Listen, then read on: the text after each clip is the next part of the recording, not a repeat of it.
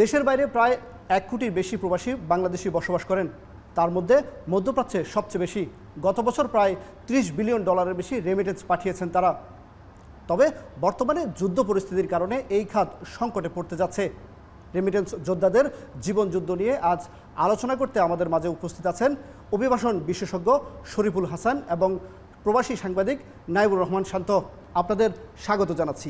শরীফুল হাসান ভাইয়ের কাছে একটু জানতে চাই যে প্রবাসীরা আসলে কেমন আছেন আমাদের এই যুদ্ধ পরিস্থিতিতে। ধন্যবাদ। আপনি যদি দেখেন, এমনিতে তো একজন মানুষ যখন ঠিক করবেন বিদেশ যাবেন, তখন তার পাসপোর্ট তৈরি, মেডিকেল, তার ডিমান্ড, এই পুরো প্রক্রিয়াটা একটা লম্বা যুদ্ধ। তারপর বিমানের টিকিট, উচ্চ মূল্যে বাংলাদেশ থেকে বিদেশ যাওয়ার খরচ পৃথিবীর মধ্যে সবচেয়ে বেশি এবং তার আয় পৃথিবীর মধ্যে সবচেয়ে কম। এত কিছু করে যখন বিদেশে যায়, সেখানে সারাদিন 18-20 ঘন্টা পরিশ্রম, রাতে কোনো মতে ঘুম, তারপরে হচ্ছে কি আপনি এত কষ্ট করে দেশে টাকা পাঠানো, মধ্যপ্রাচ্যের কথা বলছেন যেখানে তাপমাত্রা 45-50 ডিগ্রি হয়ে যায়। এটা এক ধরনের জীবনযুদ্ধ এখানে চলে। এমনিতেই যাদের জীবন সংকটের সঙ্গে এই সময় তৈরি হচ্ছে মধ্যপ্রাচ্যের একটা যুদ্ধ। সব কিছু মিলে আসলে যেটা আপনি বলছেন, যেই মানুষটা বাংলাদেশ থেকে ভাবছিল বিদেশ যাবে, তার ফ্লাইট ক্যান্সেল হয়েছে, তার ভবিষ্যৎ অনিশ্চয়তায় পড়েছে।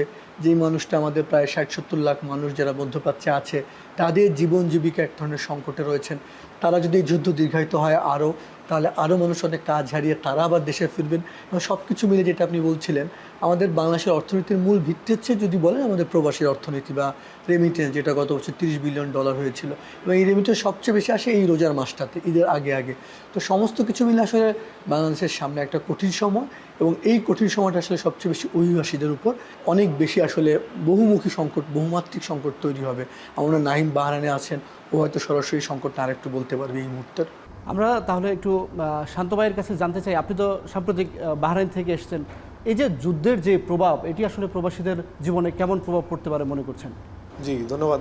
আমি যুদ্ধের পূর্বেই দেশে এসেছি, তো আমি সার্বক্ষণিক দূতাবাস এবং যে কমিউনিটির সাথে যোগাযোগ রাখছি যুদ্ধ পরিস্থিতি নিয়ে। এই যুদ্ধ পরিস্থিতিতে প্রবাসী বাংলাদেশিরা যেহেতু ঘর থেকে বের হতে পারছে না, কাজে যেতে পারছে না, তারা মোটামুটি খুবই কষ্টে দিনাতিপাত করছে। কারণ আপনি জেনে থাকবেন, প্রবাসী বাংলাদেশিরা বিশেষ করে যে দিন আনে দিন খায় এমন পরিস্থিতিতে পড়ে। তো যে কাজ প্রায় দীর্ঘ 10 দিন যাবত তাদের কাজ বন্ধ। সেই ক্ষেত্রে যে তারা বাসায় বসবাস, গভর্নমেন্ট কোনো ধরনের সাবসিডি না দেয়, তাহলে যে তাদের বাসা ভাড়া, ইলেকট্রিসিটি এবং বাড়ির জন্য টাকা পয়সা পাঠানো বড় একটা চাপে পড়তে পারে প্রবাসী বাংলাদেশিরা। শুনছিলেন যেমন বলছেন যে আসলে এই যে যুদ্ধের যে পরিস্থিতি, সেটি আসলে এমন অবস্থায় নিয়ে দাঁড় করাচ্ছে যে জীবন যুদ্ধে আরও কঠিন হয়ে যাচ্ছে, যে রেমিটেন্স প্রবাহের যে অংশটি আমরা সবসময় নিশ্চিত করি। আপনার কি মনে হয় এই যুদ্ধে আদৌ কি আমরা জিততে পারবো কিনা? না, এইখানে তো আসলে এই যুদ্ধে ধরেন আসলে যুদ্ধে কখনো মানুষ জেতে না। কোনো একটা দেশ বা কি হয়তো সাময়িকভাবে যায়, কিন্তু প্রাণহানি, সংকট সমস্ত কিছু মিলে যদি দেখেন একটা যুদ্ধের যে ভয়াবহ প্রভাব, এবং এই যুদ্ধে তো আসলে বাংলাদেশ সরাসরি যুক্ত না, কিন্তু বাংলাদেশের মতো দেশে যেভাবে প্রভাব পড়তে শুরু করেছিল, যেটা শান্ত বলছিলেন যে দিন আনে দিন খায়, আমাদের কিন্তু সাধারণ মানুষ, যেই মানুষটা দেশে আছে সে বোঝে না তার জীবনের, প্রবাসী জীবন কতটা কষ্টের। এই যে আমাদের 60-70 লাখ মানুষ মধ্যপ্রাচ্যে আছেন, সব মিলে 1 কোটি প্রবাসী, তাদের একটা বড় অংশের কিন্তু আসলে মাস শেষে বেতন না। তারা হয় কি হঠাৎ করে একটা কাজ পায়, তথাকথিত কাগজে কলমে ফ্রি ভিসা, বাস্তবে তো ফ্রি ভিসা বলেও কিছু নয়। তাদের আসলে নিয়োগকর্তা বা কাজ থাকে না। তারা করে কি দিনে, কখনো কোনো সপ্তাহে বা হঠাৎ করে তারা কাজ দেয়, তখন ওই কাজের ভিত্তিতে তারা আয় করে, সেই আয়টা তারা পরিবারের কাছে পাঠায়, এবং সেই আয় দিয়ে টাঙ্গাইল, কিশোরগঞ্জ, মুন্সিগঞ্জ, সিলেট, নরসিংদী, বাংলাদেশের 20-25টা জেলার অর্থনীতি, তাদের বাচ্চাদের লেখাপড়া, ওইখানকার কৃষি, সমস্ত কিছু নির্ভর করে এই প্রবাসী আয়ের উপর। তো সেই প্রবাসী আয় দেখেন, এমনিতেই একজন বাংলাদেশ থেকে যারা বিদেশ যায়, তারা ভাবে যে বিদেশ গেলে আমার জীবনের সব সংকট দূর হয়ে যাবে, এটা একটা গেলেই বোধহয় টাকা। যখন এই মানুষটা বিদেশ যায়, তখন আসলে সে বুঝে কষ্টটা কী। 40-45-50 ডিগ্রি তখন তাপমাত্রা উঠে যায়, ওর মধ্যে তার কাজ করতে হয়। এই কাজ করতে গিয়ে তার কেমন হয়, সত্যি যে মধ্যপ্রাচ্য, দুবাই বলেন, সৌদি আরব বলেন, বাঙালিদের জীবনযাপন রক্ত দিয়ে গড়ে উঠেছে। গত 17-18 বছরে 55,000 প্রবাসীর লাশ আসছে। এমন কোনো দিন না যেদিন ঢাকা বিমানবন্দরে 18-20 জন প্রবাসীর লাশ আসে না। আমরা তো দেখি যে বিমানবন্দরের লোকজন যাচ্ছে হাসি মুখে। কজন আমরা জানি কার্গো গেট থেকে ওই কফিনের মালামাল আর কফিন একসাথে আসে, পরিবাররা সর্বশান্ত হয়ে যায়, এবং এদের বয়স 20, 25, 30, 35 বছর, তাদের মধ্যবয়সে তাদের জীবন থেমে যায়। কেন থেমে যায়? সারাক্ষণ যে কাজ করে, তারপর রাতে যখন ঘুমাতে যায় সে বোঝে সে একা, তখন সে ব্রেন স্ট্রোক করে, হার্ট অ্যাটাক করে। এটা ভয়ঙ্কর জীবন। আপনি রাতে সে শিফট করে ঘুমায়, এক রুমের মধ্যে 20-25 জন গাদাগাদি করে থাকে, এত কষ্ট করে সে, তার একটু পরিবার ভালো থাকবে, দেশ ভালো থাকবে, সে আশা। নিরন্তর যুদ্ধটা চলতেই থাকে। এই যে আপনি বলছেন যে আসলে কতজনের লাশ দেশে ফিরে আসে, সেই সংখ্যা কিন্তু আমাদের কাছে আছে। আমরা দেখেছি যে গত বছর 140টি দেশে আমাদের প্রবাসীরা গিয়েছেন, কিন্তু ওইসব দেশগুলো থেকে যারা ফিরে আসেন তাদের পরিসংখ্যান থাকে না কেন, কিংবা তাদের তথ্য আমরা রাখি না কেন? না, আপনি ভালো বলেছেন। আমাদের আসলে কত লোক গিয়েছে তার মোটামুটি একটা তথ্য আছে। আমরা যেটা বলি 1 কোটিরও বেশি লোক, প্রতি বছর আমাদের 10 থেকে 12 লাখ লোক যায়, এবং বেশি 60 থেকে 70 লাখ লোক মধ্যপ্রাচ্যে আছে। যদিও আমরা বলি 140টারও বেশি, তো বলতে গেলে পৃথিবীর সব দেশই বাংলাদেশে আছে, বাট মূলত আমাদের প্রবাসীর এই মধ্যপ্রাচ্য উপসাগরীয় 6টা দেশ, তার বাইরে জর্ডান, লেবানন, এবং আপনি তার বাইরে ইউরোপে কিছু লোক আছে। বলতে পারেন আপনি 10 থেকে 12টা আমাদের দেশের লোক। কিন্তু যে প্রশ্ন আপনি ফেরত আসার লোক কিন্তু আমাদের ডেটাবেজ নেই। এই যে করোনাকালে যারা ফিরে আসছে, বা এই যে যুদ্ধের কারণে যে আসলে তাদের ফেরত আসার তালিকা সুনির্দিষ্ট করে সরকারের কাছে আমাদের নেই। তবে প্রতি বছর যারা ডিপোর্টি হিসেবে মানে ট্রাভেল পাস নিয়ে ফেরত আসে, এমন লোকের সংখ্যাও কিন্তু বছরে প্রায় 80, 85, 90 হাজার। গত 1 দশকে সেই সংখ্যাটা প্রায় 10 লাখ হয়ে গেছে। তো তার মানে আপনি এমন লোক, সে শূন্য হাতে ফিরছে, এক কাপড়ে ফিরছে। তার মধ্যে অসংখ্য প্রায় 70-80 হাজার নারী রয়েছে, তারা কেউ নিপীড়নের শিকার হয়ে মধ্যপ্রাচ্যে ফিরছে। দুবাইয়ে কাজ করতে গিয়ে তারা কোনো যৌন নিপীড়নের শিকার হচ্ছে। মধ্যপ্রাচ্য থেকে 800-এর বেশি নারীর লাশ এসছে। এবং যারা বেঁচে থাকে, আপনি তার যে একটা জীবন সংগ্রাম, এবং জীবন সংগ্রামটা কি ধরেন আপনি 5 লাখ টাকা খরচ করে গিয়েছেন 2 বছরের জন্য, সে তো ওই টাকাটা তুলতে পারে না, তখন তার অতিরিক্ত সময় থাকতে হয়, থেকে সে আনডকুমেন্টেড হয়ে যায়। তখন সে কবে এই টাকাটা তুলবে? এবং এমনও আমি বাহারাইনে একজনকে পেয়েছিলাম যে তার ছোটোবেলায় মেয়েটাকে দেখে গেছে, সে 26 বছর ধরে অপেক্ষা করছে সে কবে দেশে আসবে। এই যে ঈদের সময়টা, মানে যেই স্বজনরা, মানে তার স্বজন বাইরে আছে, যেই ছোট্ট বাচ্চাটা তার বাবাকে দেখতে পাচ্ছে না, যেই সন্তান তার মাকে দেখতে পাচ্ছে না, আমাদের 10 লাখের মতো নারী বাস করে। এই যে জীবন, কষ্ট, যুদ্ধ, সংকট, আমরা অনেক সময় দেশে থাকা মানুষজন বুঝি না। আবার তারাও যখন 4-5 বছর পরে আসে, এসে হয়তো বাজারে যায়, একটা বড় মাছ কেনে, সবাই ভাবে তারা বোধহয় খুব ভালো আছে। আবার দেশের লোকজন তাদের উপহার চায়, ঈদের সময় টাকা, তো মনে হয় একটা রঙিন জীবন। তো প্রবাস জীবনটা হচ্ছে ভয়ানক কষ্টের জীবন, এটা অনন্ত কষ্টের জীবন। এবং আপনি দিন শেষে আপনি দেখবেন, যখন প্রবাসে কেউ ফোন দেয় দেশের বাইরে, ও কিন্তু ফোন ছাড়তে চায় না, আপনার 40-50 মিনিট আলাপ করে। কেন করে? কারণ ওর আসলে কথা বলার কেউ নেই, ওর গল্প শোনার কেউ নেই। ওর জীবন যুদ্ধটা যেটা আপনি বলছেন, দেশে থাকা পরিবারভাবে ও মনে হয় রেমিটেন্স মেশিন, ঈদের মধ্যে টাকা পাঠাবে। রাষ্ট্রভাবে যে ও আমার টাকা পাঠানোর মেশিন। তো এই টাকার পেছনে ওর যে জীবনের গল্প, ওর যে যুদ্ধ, ওর যে সংকট। এমন একজন প্রবাসীকে আমরা পেয়েছি যারা ফেরত আসায় তাদের সামনে কাজ করি। আমরা যখন তাকে কাউন্সেলিং দিই, সেই মানুষটা আমাদেরকে বলে, এই জীবনের কোনোদিন আমার কথা কেউ শুনে নেয়।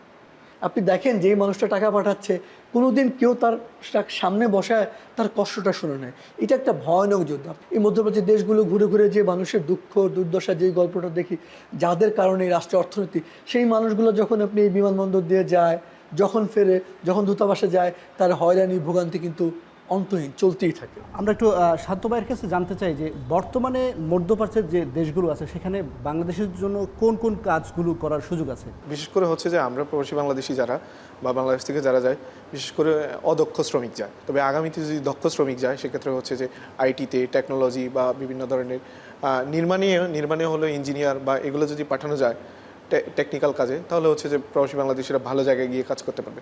বর্তমানে বেশিরভাগ প্রবাসী বাংলাদেশি নির্মাণ শ্রমিক এবং হচ্ছে ছোটোখাটো ব্যবসার সাথে হয়তো সম্পৃক্ত, ছোটোখাটো সেবা খাত, এগুলোতেই কাজ করছে প্রবাসী বাংলাদেশ।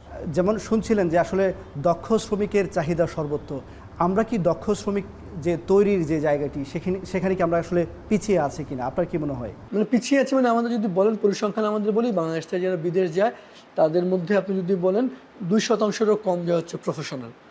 মানে আপনার অন্ততপক্ষে 50% তারা কোনো কাজই জানে না। মানে ধরেন দেশে কোনো কাজ পারে না, মানে কালকেই সে বিদেশ চলে যাবে, এবং 5 লাখ 7 লাখ টাকা 10 লাখ টাকা দিয়ে বিদেশ চলে যাবে, কিন্তু সে 10,000 টাকা দিয়ে কোনো কাজ শিখবে না। এই যে আমাদের সে শিক্ষা ব্যবস্থা, যে কোনো মানে সনদ আছে তো কাজ শেখে না, ঠিক এই লোকজনই বিদেশ যায়। আমরা বলি 3D, ডার্টি, ডেঞ্জারাস, ডিফিকাল্ট। সবচেয়ে কঠিন কাজ, সবচেয়ে ঝুঁকিপূর্ণ কাজটা বাংলাদেশিরা করে। এই মধ্যপ্রাচ্যে বলেন কনস্ট্রাকশন, আপনার সার্ভিস সেক্টর, প্লান্টেশন, মানে আপনি রাবার বাগানের মধ্যে কাজ করছে মালয়েশিয়ায় বা মধ্যপ্রাচ্যে, এই প্রচণ্ড গরমের মধ্যে কাজ করছে। তো এই যে তার যে জীবনের যে সংকট, তার ফলে হয় কি, তার জীবন এক ধরনের অনিশ্চয়তায় পড়ে যায়, নানা ধরনের অসুস্থতা পড়ে, কিডনি রোগ থেকে আরম্ভ করে নানা সংকটে পড়ে, প্রাণহানির ঘটনা ঘটে। এই সংকট থেকে উত্তরণের জন্য আমাদের দক্ষ করে পাঠাতে হবে। কেন দেখেন, আপনি বছরে 12 লাখ লোক পাঠায় 1 কোটি লোক মিলে যে রেমিটেন্স পাঠান, আপনি ফিলিপাইন, শ্রীলঙ্কা, তারা 1 লাখ লোক পাঠাতে যাচ্ছে, বেশি রেমিটেন্স কাজ করে। আর বাংলাদেশের যে কাজগুলো করে বেশিরভাগ করে কি, আপনি পরিচ্ছন্ন কর্মী, কঠিন কাজগুলো তারা করে। কিন্তু আপনি যদি ধরেন একটু দক্ষ লোক পাঠাতে পারেন, ধরেন স্কিল জানে, যে কোনো একটা কাজ যদি সে, এবং তার সাথে যদি ভাষাটা শিখে, মধ্যপ্রাচ্য বাচ্চা আরবির ভাষাটা যদি শিখে, আপনি জানেন জাপান বলছে যে কত লোক তোমরা দিতে পারবা। আপনি কেয়ার গিভার যদি দিতে পারেন জাপানকে 1 লাখ 2 লাখ 2.5 লাখ 3 লাখ টাকা তার মাসে বেতন, আপনার জানতে হবে N4 ল্যাঙ্গুয়েজ। আমাদের N4 ল্যাঙ্গুয়েজ আমরা পাচ্ছি না। আমরা গত 10 বছর মিলেও 10,000 লোক পাঠাতে পারিনি। নেপাল বছরে এখন আপনার 1-2 লাখ পাঠাচ্ছে, ফিলিপাইন পাঠাচ্ছে। এই যে কারণটা, এই দক্ষ লোক পাঠানো আপনি হবে কি করে? কারণ যারা এখন যারা বিদেশ যাচ্ছে তারা তো কোনো লেখাপড়া কম, কাজ জানে না। তো দক্ষর জন্য আপনার শিক্ষা ব্যবস্থা পরিবর্তন করতে হবে, যে আমাদের এমন শিক্ষা ব্যবস্থা করতে, শুধু ষোলো নির্ভর না, বাধ্যতামূলক কারিগরি শিক্ষা। আপনি লেখাপড়ার পাশাপাশি কোনো একটা স্কিল হওয়া, সেটা হতে পারে ড্রাইভিং, সেটা হতে পারে কোনো ল্যাঙ্গুয়েজ। আমাদের জাতীয় বিশ্ববিদ্যালয় পৃথিবীর 2য় বৃহত্তম বিশ্ববিদ্যালয়, 34 লাখ ছেলেমেয়ে পড়ে। আপনি তাদেরকে একটা ভাষা শেখান, যে জাপানি ভাষা বা আরবিক ভাষা, আপনি ভাষা শেখান, কোনো একটা কাজ শেখান, ওই দক্ষতাটা নিয়ে যাক। যে স্কিলের যে আমাদের অভাব, তার ফলে হয় কি, লোক যায় সৌদি আরবে। আমাদের গত শুধুমাত্র আপনার যদি বলি 5 বছর 25 লাখ লোক আমাদের গিয়েছে। 2020-21 অর্থ বছর রেমিটেন্স আসতো $5.7 বিলিয়ন। তো 25 লাখ লোক যাওয়ার পর তো রেমিটেন্স বাড়বে, উল্টো আপনার $2 বিলিয়ন কমেছে। এখন মধ্যপ্রাচ্যের দেশগুলোতে এত লোক চলে গিয়েছে, যেই পরিমাণ কাজ আছে তার চেয়ে বেশি লোক চলে গেছে। তার ফলে হয় কি, তার সবসময় কাজের জন্যে লড়াই করতে হয়। তার আপনি বাংলাদেশের লোকদের এমনও হয়ে গেছে, মানে অন্যদের যেখানে আপনার হয়তো 100 রিয়াল দিয়ে বাংলাদেশে হয়তো 20 রিয়াল 25 রিয়ালে পাওয়া যায়, বা অনেক সময় দুবেলা খাবার দিলেই পাওয়া যায়, এরকমও মালদ্বীপে বা মালয়েশিয়া হয়েছে। তার ফলে আমরা আসলে মধ্যপ্রাচ্যের কথা যখন বলি, তখন আসলে অনেক সময় আমরা শুনি যে মধ্যপ্রাচ্যে যারা আমাদের শ্রমিকরা যায়, তারা আসলেই খুবই কম মজুরিতে সেখানে চাকরি করে। আমরা আরেকটি বিষয় নিয়ে একটু আলোচনায় আসতে চাই, যে নির্যাতনের যে গল্প আমরা শুনি সবসময়, যে নারী শ্রমিকদের ব্যাপারে, বিশেষ করে মধ্যপ্রাচ্যের যে দেশগুলোতে, সেখানে তারা নির্যাতনের বেশি শিকার হন। এই যে নির্যাতনের সঙ্গে নারী শ্রমিক কেন আসলে বেশি সম্পৃক্ত? আমাদের পুরুষ কর্মী তো নির্যাতনের শিকার হয়, তাদের গল্প কেন উঠে আসে না? না, আপনি যেটা বলছেন, আমাদের 10 লাখ নারী বিদেশে আছে। মূলত 2015 সাল থেকে আমাদের সৌদি আরবে নারী কর্মী বড় নাম্বার সংখ্যা যাওয়া শুরু করে। কারণ 2009 থেকে 15 সৌদি আরবের বাজার বন্ধ ছিল। আর তৎকালীন যে আওয়ামী লীগ সরকার ছিল, তারা অনেক চেষ্টা করে শ্রমবাজার খুলছিল, এবং সৌদি আরব বলেছে যতক্ষণ তুমি নারী কর্মী না দেবা, তোমার শ্রমবাজার আমরা খুলবো না। বাংলাদেশ তখন বাধ্য হয় নারী কর্মী দিতে, এবং তারপর আমাদের প্রায় 5 লাখ 6 লাখ নারী সৌদি আরবে গিয়েছে। এখন একজন পুরুষ সে বাইরে কাজ করে বা একসাথে থাকে, তার যে নারী কাজ করে, সে যাচ্ছে গৃহকর্মী হিসেবে। এখন মধ্যপ্রাচ্যের দেশগুলোতে, বিশেষত সৌদি আরবে, একজন গৃহকর্মী যখন নারী যায়, তখন আমরা যেটা মোটা দাগে দেখেছি, গত কয়েক বছরে যে 70,000 বেশি নারী ফেরত এসছে, তারা 3 ধরনের নিপীড়নের কথা বলে। প্রথম হয় কি, আমাদের যেই মেয়েরা যাচ্ছে তারা কিন্তু দেশের মধ্যে সামাজিক এবং অর্থনৈতিকভাবে ঝুঁকিতে থাকে। তার হয়তো খুব দরিদ্র, এতিম, তখন হয় কি, তারই পরিবারের কেউ বলে, আচ্ছা তুমি সৌদি আরব চলে যাও, কোনো টাকা যেতে লাগবে না। সে যখন সৌদি আরবে যায়, সে তো ওখানকার ভাষাটা ভালোভাবে জানে না, কাজ জানে না। তো যেই নিয়োগকর্তার বাড়িতে যায়, সেই নিয়োগকর্তার কাজটা পারে না, সে খেপে যায়, তাকে মারে, টর্চার করে। এটা হচ্ছে শারীরিক নিপীড়ন। কেমন টর্চার হয়? গায়ে গরম পানি ঢেলে দেওয়া, আয়রন ইস্ত্রি দিয়ে গরম পানি বলে চুল ফেলে দেওয়া, ছাদ থেকে ফেলে দেওয়া, মানে যত ধরনের আপনি বিভৎসতা ঘটতে পারে। আর 800-র বেশি নারীর কিন্তু আমাদের লাশ এসছে, যেটা বলছিলাম। এবং তারপর আমরা বলি একজন যেহেতু যৌন নিপীড়ন, মানে এই সংখ্যাটাও ভয়াবহ। আসলে এই মধ্যপ্রাচ্যের যে দেশগুলোতে হয় কি, এই 40-50 বছর আগেও সেখানে দাস প্রথা ছিল। তারা মনেই করে যে আসলে গৃহকর্মীর সাথে সব কিছু করার বোধ আমার রাইট আছে। আচ্ছা, আমরা প্রায় শেষের দিকে আমরা শেষ করবো। তার আগে আপনাকে আরেকটু যদি জানতে চাই আপনার কাছে, যে বর্তমানে যে আমাদের মধ্যপ্রাচ্যের দেশগুলো আছে, যেই সংঘাত এখন শুরু হয়েছে, এই যে আমাদের সঙ্গে যে একটা সম্পর্ক, সুসম্পর্ক মধ্যপ্রাচ্যের সঙ্গে, এই সম্পর্কে কোনো টানাপোড়েন তৈরি হবে কিনা, আপনার কি মনে হয়? না, আমার মনে হয় না এরকম খুব একটা টানাপোড়েন পড়তে পারে, কিন্তু প্রবাসী বাংলাদেশের বক্তব্য হতে পারে। কেননা হচ্ছে যে, যেহেতু সবাই মোটামুটি যারা প্রবাসী আছে, সবাই হচ্ছে কোনো ব্যবসা বা কোনো কর্মের সাথে সম্পৃক্ত। এই যুদ্ধ যদি দীর্ঘস্থায়ী হয়, তাহলে সেক্ষেত্রে সবারই মানে কাজে বা ব্যবসা বাণিজ্যে ব্যাঘাত ঘটবে। যেমন আমি যদি আমার কথাটাই বলি, আমি ছোটোখাটো একটা রিক্রিয়েশনাল গেমসের ব্যবসা করি। সেটা হচ্ছে যে, কোভিডের সময় আমি একবার হচ্ছে যে একদম হোঁচট খেয়ে পড়ে গেলাম, যেহেতু দীর্ঘদিন বন্ধ ছিল। তো এই হোঁচট খেয়ে পড়ে যাওয়ার পর থেকে যখন একটু দাঁড়ানো শিখলাম, এখন আবার বড় সংঘাত তৈরি হলো। এই সংঘাতে হয়তো হচ্ছে যে একদম খুঁড়িয়ে যে হাঁটার ব্যবস্থা আছে, সেটাও হচ্ছে যে একদম হয়তো হাঁটা চলা করতে পারবো না। তো এই সংঘাত দীর্ঘস্থায়ী যদি হয়, তাহলে হচ্ছে যে এই রেমিটেন্সে বিশাল বড় একটা ধাক্কা আসবে। আমাদের শান্ত ভাই বলছিলেন আসলে রেমিটেন্সের উপর প্রভাব পড়তে পারে, কিংবা আমাদের সেখানে যারা প্রবাসী আছেন তাদের উপর প্রভাব পড়তে পারে। এক্ষেত্রে আমাদের আসলে সরকারের কি করণীয় থাকতে পারে?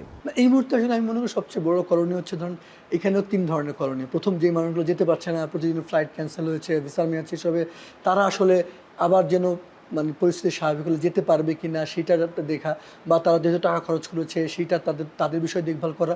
যারা মধ্যপ্রাচ্যে আছে, কাজ পাচ্ছে না, চাকরি হারাচ্ছে, সামনে আরও সংকটে পড়বে, যেটা শান্ত বলছেন, এই মানুষগুলোর আসলে চাকরি বাকরির কেমন আছে সেই ভিত্তিতে দূতাবাস, কমিউনিটি খোঁজখবর নেওয়া, এবং যুদ্ধ দীর্ঘস্থায়ী অসংখ্য লোকজন ফেরত আসে যারা, সেই ফেরত আসা লোকজনের পাশে আসলে দাঁড়ানো। আমি মনে করি এই প্রবাসীরা আপনার যারা রাষ্ট্রকে বছরে $30 বিলিয়ন দেয়, তারা যখন সংকটে পড়ে তারা কী চায়, আপনি তার পাশে একটু দাঁড়ান। দূতাবাসে গেলে তাকে আপনি একটু মর্যাদা দেন, আপনি বিমানবন্দরে তাকে একটু সুযোগ সুবিধা দেন, এবং দেশে যদি কোনো ফেরত আসে তার পাশে আপনি দাঁড়ান। আমি মনে করি যদি আমরা যদি একটু মানসিকতা বদলাই, এই প্রশ্নের যদি একটু ইতিবাচক দিক দেই, তাদের আসলে সংকটগুলো আমরা বোঝার চেষ্টা করি, এবং এই সংকট মুহূর্তে তারা যেন নিরাপদে থাকে, রাষ্ট্র এই বার্তাটা দেয়া যে আমরা আপনাদের পাশে আছি, যে কোনো সংকটে আমরা পাশে আছি। আমি মনে করি এই সময় আসলে তাদের পাশে থাকার এই বার্তাটা দেওয়া উচিত। কারণ আজকে যে বাংলাদেশ গড়ে উঠেছে গত 55 বছরে, যে আমাদের অর্থনীতি শক্তিশালী হলো, 1971 সালের 16 ডিসেম্বর মুক্তিযুদ্ধের মধ্যে যখন বাংলাদেশ স্বাধীন হয়, বাংলাদেশ ছিল দ্বিতীয় দরিদ্রতম দেশ। আজকে বাংলাদেশের অর্থনীতি যে ভালো ঘুরে দাঁড়াচ্ছে, তা বড় ভূমিকা কিন্তু আমাদের প্রবাসীদের। কাজে এই মানুষগুলোকে ভালো রাখতে পারলে বাংলাদেশ ভালো থাকবে। আমরাও চাই ওই মানুষগুলো ভালো থাক, মধ্যপ্রাচ্যের সংকট কেটে যাক, এবং আমাদের রেমিটেন্স প্রবাহ সচল থাকুক। আমাদের সঙ্গে যুক্ত হওয়ার জন্য আপনাদেরকে অসংখ্য ধন্যবাদ।